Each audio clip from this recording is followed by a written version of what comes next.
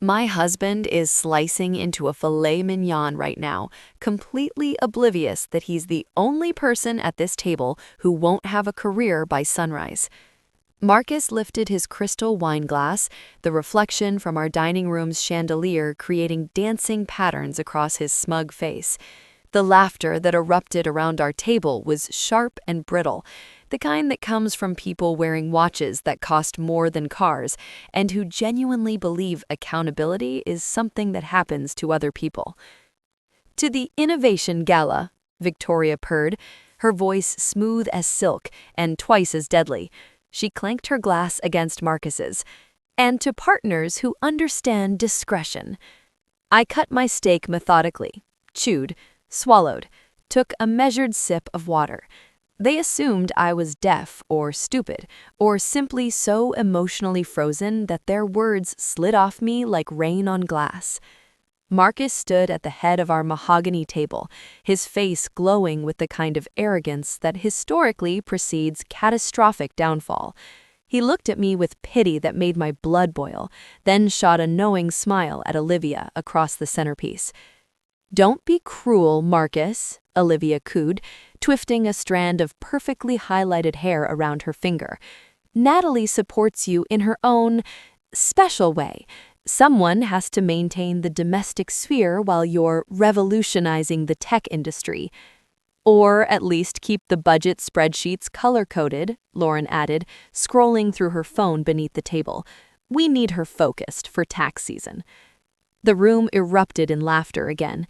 I dabbed the corner of my mouth with a linen napkin, my movements precise and deliberate. I glanced at the antique clock on the mantelpiece, 9:23 p.m. At 9:20 p.m., exactly 3 minutes ago, the automated trading sequence I had programmed 4 weeks ago had executed flawlessly. While Marcus was toasting his imminent promotion to Chief Innovation Officer at Apex Technologies, the proprietary algorithm I had developed, the one he dismissed as a cute little hobby, had just initiated a short position on Apex stock with leverage that would make Wall Street veterans break into a cold sweat. He thought he was celebrating his ascension. He had no idea he was celebrating the countdown to his professional destruction. "More champagne, Natalie?" Sophia asked, floating a bottle of Dom Perignon toward me. Her crystals and chakra beads jangled musically, Tibetan prayer beads that probably cost more than my first apartment. "Your energy is very blocked." "I'm fine," I said evenly. My voice never wavered. It never did. "Just thinking." "Thinking about what?" Marcus asked with a patronizing grin. "Calculating the tip? Analyzing the probability of dessert?" "Weather patterns," I lied smoothly. "Predicting storms." The storm I was actually predicting had a 100% probability of hitting within 72 hours, but they wouldn't know that until it was far too late. If you're watching this video, drop a comment telling me where you're from or what time it is in your location right now. I read every single comment, and your stories inspire me. The sync error that changed my life. The unraveling didn't begin with a dramatic confrontation or a devastating discovery. It started with something mundane, a technology glitch. 4 weeks earlier, on a Wednesday that felt exactly like every other Wednesday, Marcus had tossed his iPad onto our kitchen counter with the kind of careless entitlement I had somehow learned to tolerate. "Fix this, would you?" he snapped, already halfway out the door with his gym bag, the one that perpetually smelled of expensive cologne but never actual sweat. "It won't sync with the cloud. I need the presentation for tomorrow's investor meeting." "I'll take care of it," I said automatically. He kissed my cheek, a dry, perfunctory peck that felt more like a stamp than affection. "You're a lifesaver, Nat. Seriously, what would I do without my personal IT department?" I waited until I heard the distinctive click of the front door closing. Then I picked up the iPad. Marcus wasn't technical. He was a salesman. He sold visions of the future, he sold innovation, and apparently he sold a version of himself that bore no resemblance to reality. He treated technology like magic, convenient, mysterious, beyond his comprehension. What he didn't understand was that when you share an Apple ID across multiple devices for convenience, you're effectively handing someone complete access to your digital soul. I bypassed the sync error in less than 15 seconds, a simple cache conflict. The iPad chimed happily, reconnected to the cloud. Then it chimed again, and again, and again. A cascade of notifications tumbled down the screen like an avalanche. WhatsApp messages, hundreds of them. The group chat name made my blood run cold. The Ice Queen's Court. Ice Queen. That was me. That was my nickname. I tapped the icon with trembling fingers.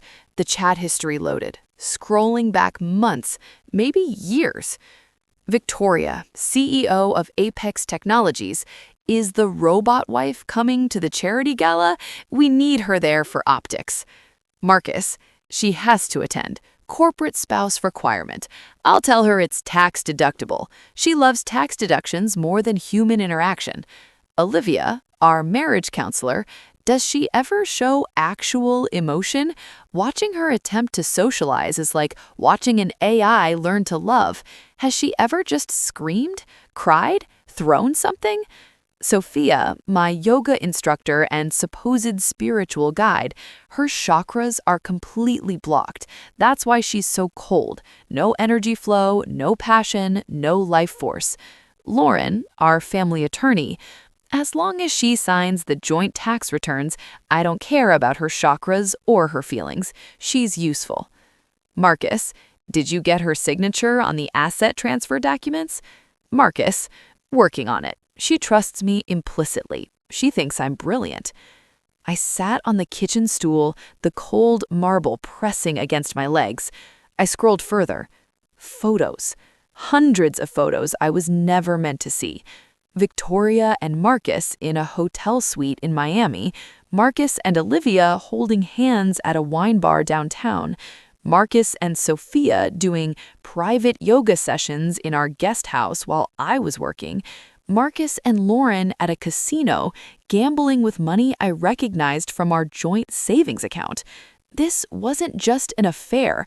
This was an organized conspiracy, a board of directors dedicated to the systematic destruction of my marriage and my dignity.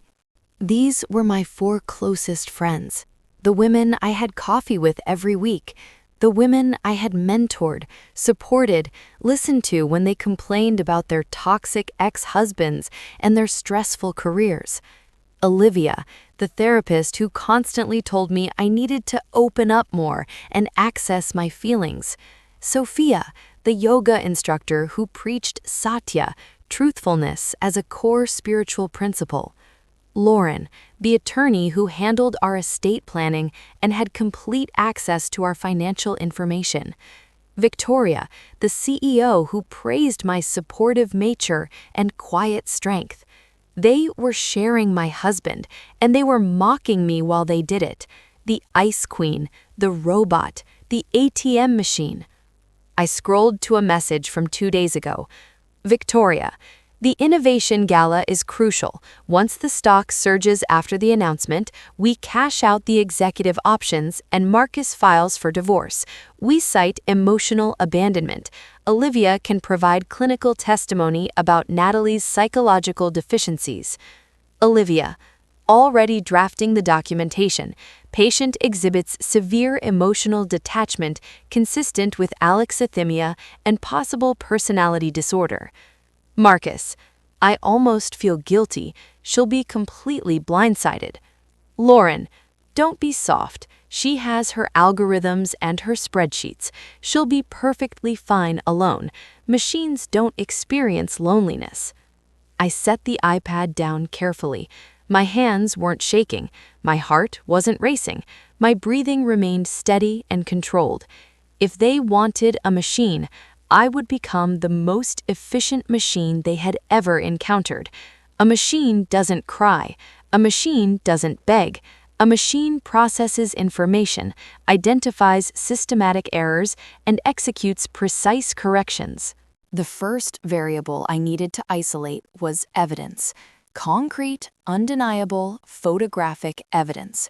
Buried in the metadata of a photo Sophia had posted on Instagram, I found a calendar invitation geotagged to a remote location, Mountain Vista Resort. The date was this coming weekend. The caption in the group chat read, "Strategic planning session before the big launch. No phones, no spouses, just us." I saw my opportunity. If I could catch them together, all of them, I could document everything. Photographs, recordings, irrefutable proof. I could send it to the Apex Technologies Board of Directors, to the Ethics Committee, to every major tech publication. I told Marcus I was attending a data science conference in Portland. He practically pushed me out the door. "I'll miss you so much, Nat," he said, his eyes already glued to his phone screen. "Come back soon." I didn't go to Portland. I rented a nondescript gray sedan and drove 4 hours into the mountains. The drive was brutal. Freezing rain hammered the windshield, transforming the pine forests into dark, menacing shapes. I spent those hours rehearsing the confrontation, imagining kicking down their door, imagining the shock on Victoria's face, imagining myself screaming. It felt good to imagine screaming. It felt like what a normal human being would do. I arrived at the resort at 5 p.m. It was a collection of luxury cabins surrounding a pristine steel gray lake. I parked the rental car down the access road, hidden behind dense vegetation, and hiked in through the woods. The mud sucked at my boots. The cold seeped through my jacket. I found the cabin, the Summit Lodge, listed in their invitation. It was completely dark, empty. I waited. I crouched behind a woodpile, rain dripping down my neck, watching the driveway like a detective in a noir film. 6 p.m. No cars. 8 p.m. The sun disappeared behind the mountains. The temperature plummeted. 10 p.m. Still nothing. My phone buzzed. A notification from Instagram. Olivia had just posted a story. Location, downtown Metro City, the Velvet Room. Caption, "Brainstorming with my favorite humans." They were at an upscale cocktail bar in the city, 10 minutes from my apartment. I stared at my phone screen, the light stinging my eyes in the darkness. The cabin reservation was either a decoy, a canceled plan they hadn't removed from the shared calendar, or they had simply decided the weather was too unpleasant. I was shivering violently. My boots were soaked through. I was 4 hours away, crouching in freezing mud like a character from a bad thriller movie, while they were drinking artisanal cocktails in a warm, elegant environment. I felt something hot and bitter rising in my throat. Humiliation. I was playing their game. I was trying to be a detective, chasing their physical bodies around like a jilted lover in a soap opera. "Stupid," I whispered to the wet darkness. "Stupid, stupid, stupid." I stood up, my legs cramping painfully. I walked back to the car through the rain. They called me the Ice Queen because I dealt in logic, in systems, in cold rationality. Why was I trying to play an emotional game? Why was I attempting to catch them in bed? Infidelity wasn't their weakness. They were proud of it. They flaunted it openly. Catching them together physically wouldn't destroy them. It would just create a scandal they could spin into a narrative about finding true love and following their hearts.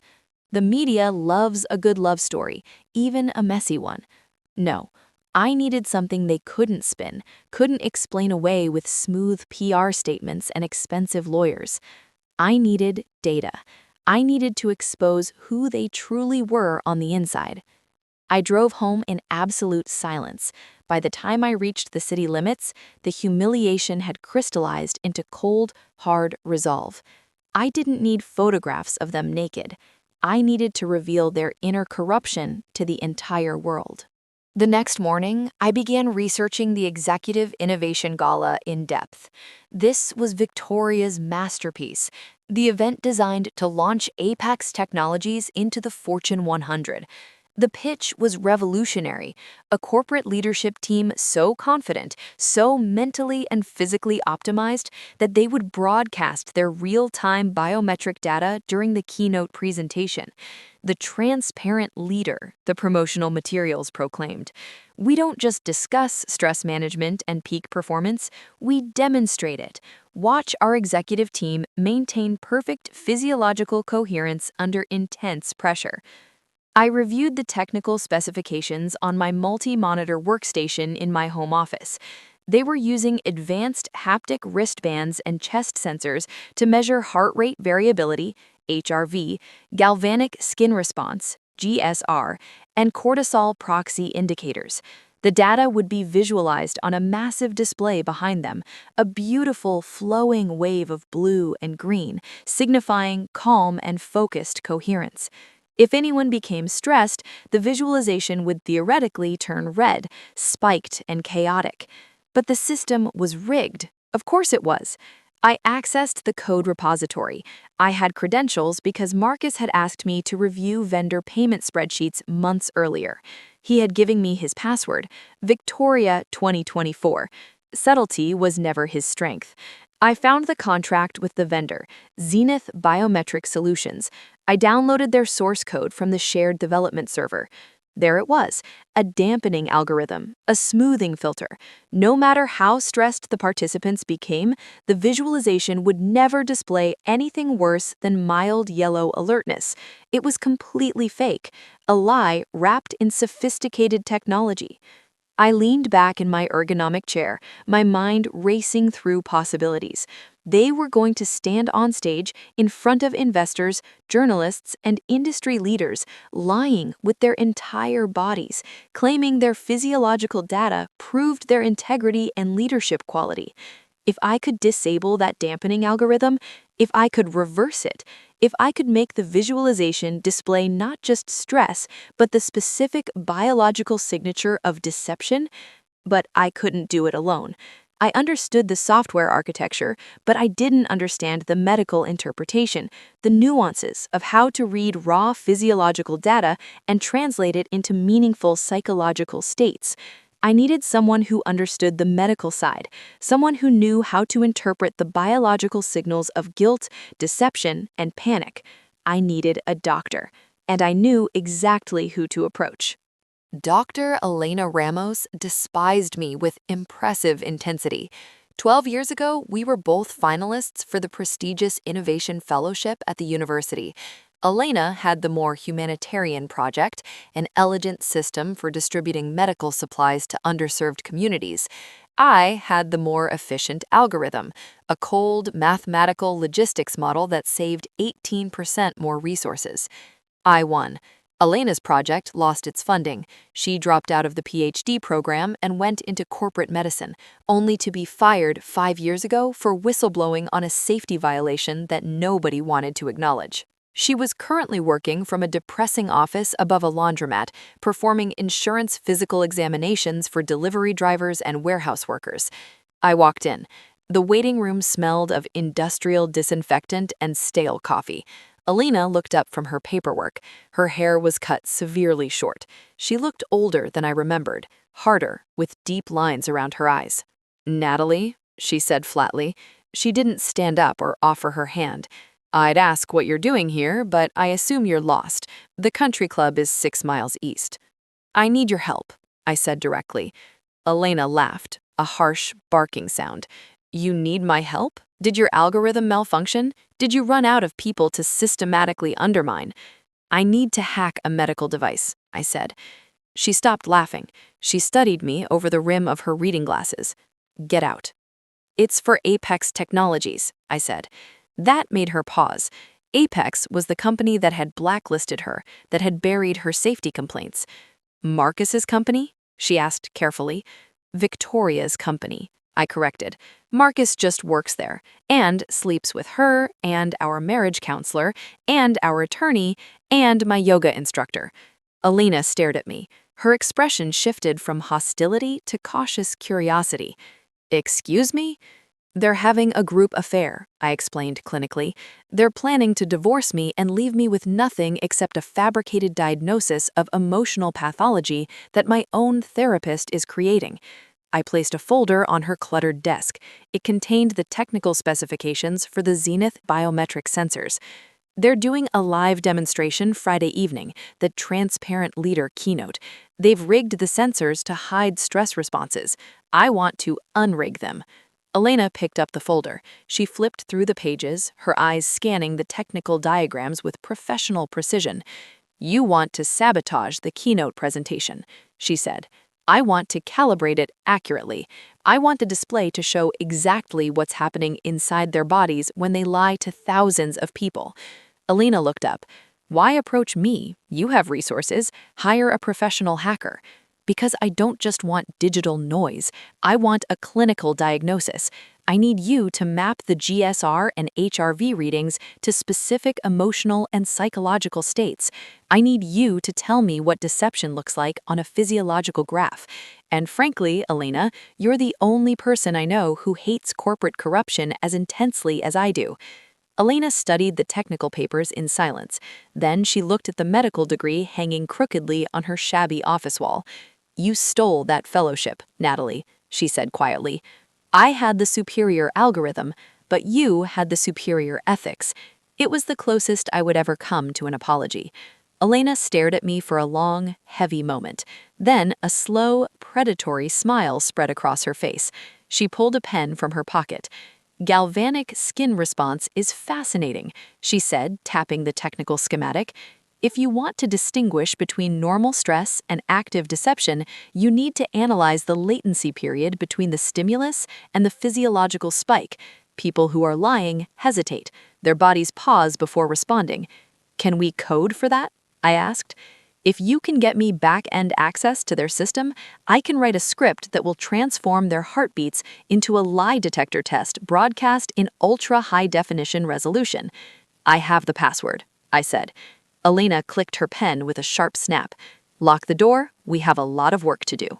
The next 72 hours were a blur of caffeine, code, and cold determination.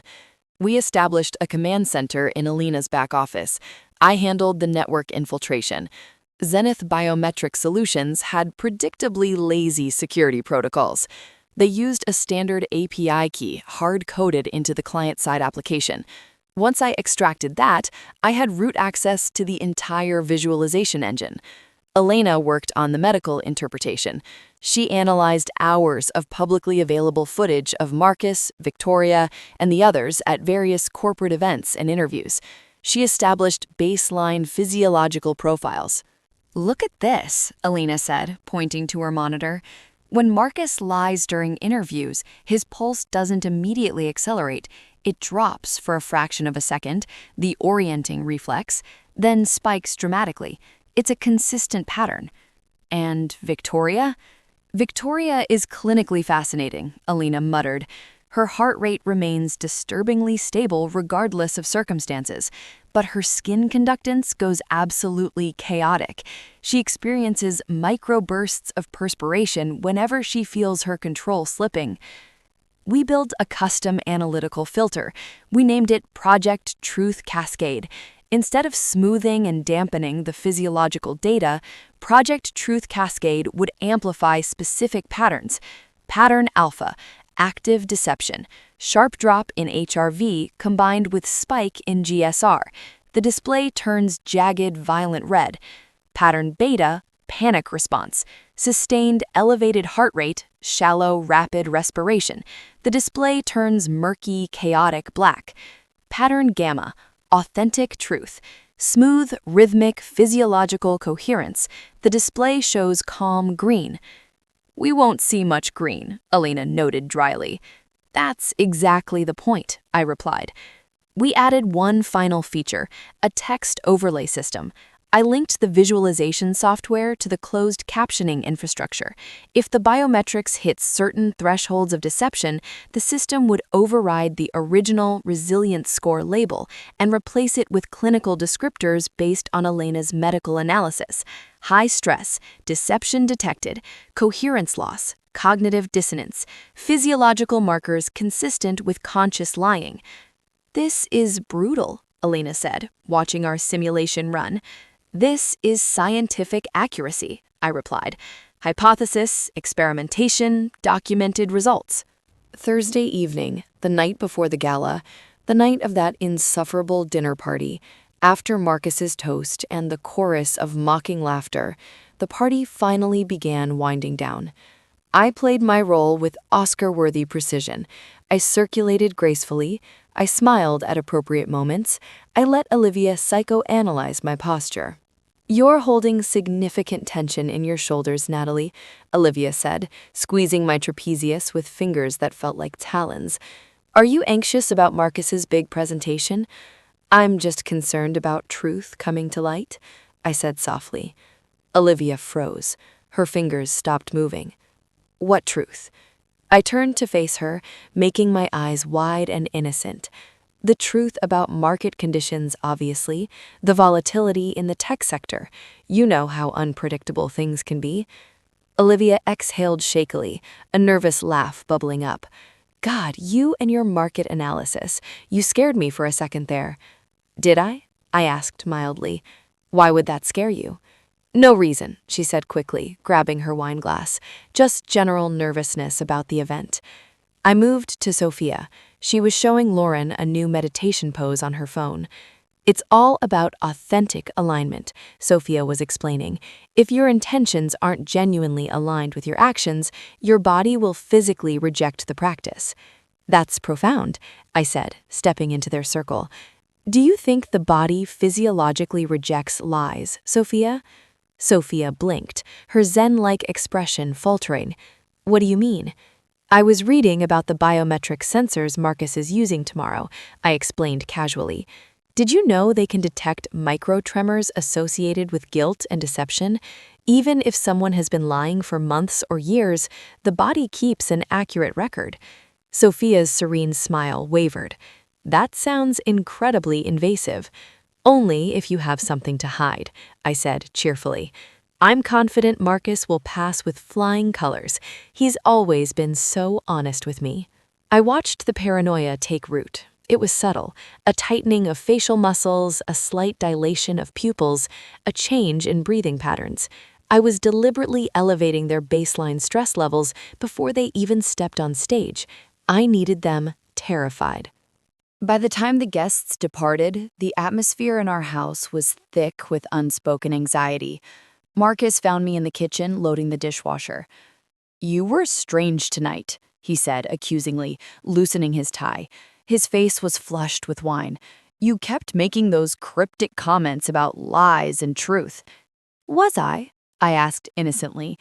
"Are you trying to embarrass me, Natalie?" He stepped closer, attempting to loom over me intimidatingly. "Are you trying to sabotage my moment?" "I'm trying to support you," I said evenly. "I want the entire world to see the real you, Marcus, the authentic you." He stared at me, searching desperately for sarcasm. He found nothing. My face was a perfect mask of devoted support. "Good," he grunted. "Just keep it together tomorrow. Sit in the front row, smile. Don't look like you're attending a funeral." "I'll be right there," I promised softly, watching every single heartbeat. The grand ballroom of the Metro Convention Center had been transformed into a cathedral of corporate futurism. Blue atmospheric lighting, sleek minimalist furniture, and a massive LED display stretching from floor to ceiling. The banner overhead proclaimed Apex Technologies, Leadership Unmasked. I sat in the VIP section, front row, center seat. Elena was 3 miles away in her office, logged into the server remotely, her finger hovering over the execution key. We were connected via a nearly invisible earpiece hidden beneath my hair. "Signal strength is excellent," Elena's voice crackled quietly in my ear. "Sensors are coming online now. I'm receiving baseline data." Jesus, Natalie, their resting heart rates are already averaging 115 beats per minute. They're either heavily caffeinated or absolutely terrified. "Probably both," I whispered. The lights dimmed dramatically. Electronic music pulsed through expensive speakers, an epic, heroic soundtrack. The announcer's voice boomed across the ballroom. Please welcome the visionary leadership team of Apex Technologies. Marcus walked out first, waving like a politician at a rally. Then Victoria, looking predatory and elegant in a white power suit. Then the Wellness Advisory Board, Olivia, Sophia, and Lauren, who was technically there as legal counsel, but clearly craved the spotlight. They settled onto high stools arranged in a semicircle. Technicians hurried out and attached the sleek wristbands and chest sensors. A makeup artist quickly powdered Victoria's nose. The massive screen behind them flickered to life. 5 columns appeared, one for each participant. Gentle, undulating blue waves flowed through each column. Status: calm. Resilience score: 98%. The audience applauded enthusiastically. It looked like a miracle. 5 people about to face intense scrutiny from investors, and they appeared as relaxed as meditation masters. The dampening algorithm is currently active, Elena reported in my ear. Standard manipulated view, completely fake data. Victoria took the microphone. Thank you all for being here today. At Apex Technologies, we don't just tell you we're prepared for the future, we demonstrate it scientifically. Our biometric data is streaming live, in real time. Nothing is hidden, nothing is manipulated. What you see is exactly what we are. She smiled confidently. The blue wave behind her rippled gently, like a peaceful ocean. Let's begin with the core question every investor asks. Can this leadership team handle pressure? Can we maintain coherence during crisis? Watch our physiological responses as we discuss the most challenging aspects of our business model. The moderator, a financial journalist, stepped forward with a tablet. Victoria, let's start with the allegations that surfaced last month regarding your product safety testing protocols. Can you address those concerns? For just a fraction of a second, Victoria's smile tightened. On the screen behind her, the blue wave continued its peaceful undulation, completely unchanged. But I knew what was really happening inside her body. Elena, I whispered, execute Project Truth Cascade, now. Executing, override in 3, 2, 1. Deployed. The transformation was instantaneous and absolutely devastating. The gentle blue waves behind all 5 participants suddenly twisted violently. Victoria's column exploded into jagged, blood-red spikes. Her resilience score vanished, replaced with new text and harsh white letters. Physiological markers consistent with active deception, heart rate variability, critical, galvanic skin response, severe stress. The audience gasped collectively. Victoria's confident smile froze on her face. She glanced backward at the screen, and I watched the color drain from her face entirely. There must be a technical malfunction, she stammered into the microphone. These sensors are obviously... The sensors are functioning with perfect accuracy, the moderator interrupted, reading from his tablet with growing alarm. According to the technical specifications, these readings indicate you're experiencing extreme stress consistent with conscious deception. Marcus stood up abruptly from his stool. His column on the screen was pure chaos, violent red and black patterns swirling together. Panic response detected, cognitive dissonance, pattern consistent with lying under pressure. This is sabotage, Marcus shouted, his voice cracking. Someone hacked the system. Actually, I said, standing up in the front row, my voice carrying clearly through the silent ballroom, someone fixed the system. The original programming was designed to hide stress responses and fake physiological coherence. What you're seeing now is the truth, their actual bodies, their actual reactions. Every head in the ballroom turned to look at me. Victoria's eyes locked onto mine, and in that moment, she understood everything. You, she hissed into the microphone, her composure completely shattered. You did this. I corrected the algorithm, I said calmly, pulling out my phone and displaying it to the audience. For months, you've all been lying to investors, to employees, to the public. You rigged B's sensors to create a false narrative about transparent leadership. I simply restored scientific accuracy. The screen behind them was now complete chaos. Olivia's column showed the biological signature of panic. Sophia's readings indicated severe anxiety. Lauren's data displayed the pattern Alina had identified as consciousness of guilt. Every lie they had ever told was now visible on a screen 50 feet high. "The Ice Queen strikes back," I said softly, but in the absolute silence of the ballroom, everyone heard me clearly. "You called me emotionless, robotic, incapable of human feelings, but I understood something you didn't. Emotions are chemical, physiological, measurable, and your bodies just confessed everything." Security began moving toward the stage as the audience erupted into chaos. Journalists were shouting questions, investors were pulling out their phones. Someone screamed about calling the SEC. Marcus jumped off the stage and ran toward me, his face twisted with rage. "You destroyed us. You destroyed everything." "No," I said, meeting his eyes without flinching. "You destroyed yourselves. I just made sure everyone could see it." Elena's voice crackled in my ear. "Natalie, you need to leave, now. This is going to get dangerous very quickly." She was right. I could see security converging. I could see Victoria screaming into her phone. I turned and walked toward the exit, the crowd parting around me like water. Behind me, I heard Marcus shouting, heard Victoria trying to regain control, heard Olivia sobbing. The beautiful visualization screen continued displaying their biological confession to thousands of witnesses.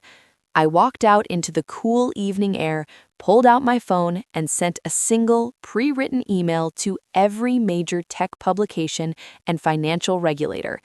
Subject: Evidence of systematic fraud at Apex Technologies. Complete documentation attached. The story exploded across every news platform within hours. By midnight, #TransparentLeaderScandal was trending globally. By sunrise, the SEC had announced a formal investigation. By Monday morning, Marcus, Victoria, and the entire Wellness Advisory Board had been suspended pending multiple inquiries into fraud, securities violations, and ethical misconduct. The video of the keynote, with its spectacular moment of biological confession, had been viewed 47 million times within 48 hours. Alina called me 3 days later. "Natalie, you're either a genius or completely insane." "Why not both?" I replied. "Fair point. I wanted you to know the state medical board called me. They saw the news coverage.